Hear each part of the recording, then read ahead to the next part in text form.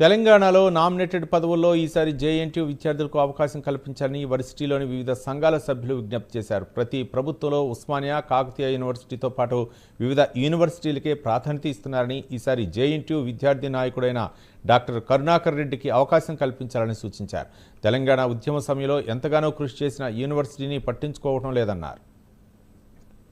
అలాంటి JNT students ఇలా ప్రభుత్వాలు అన్ని రాష్ట్రంలో అన్ని ఎంట్రన్స్లు మెరిట్ టెస్టులను ఎదుర్కొని ఇలా ఉద్యోగరీత్యా మరి ప్రభుత్వాల కీలక పదవులు అనుభవిస్తున్నారు.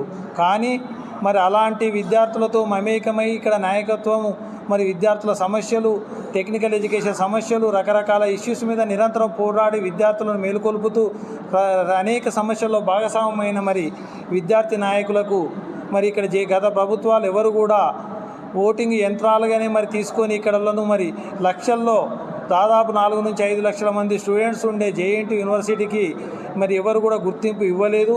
ఇక్కడి విద్యార్థి నాయకులని ఎవరు కూడా పరిగణలోకి తీసుకోలేదు గత పాలకులు. మరి ఇప్పుడు ఈ రాష్ట్ర ముఖ్యమంత్రి రేవంత్ రెడ్డి గారు మరి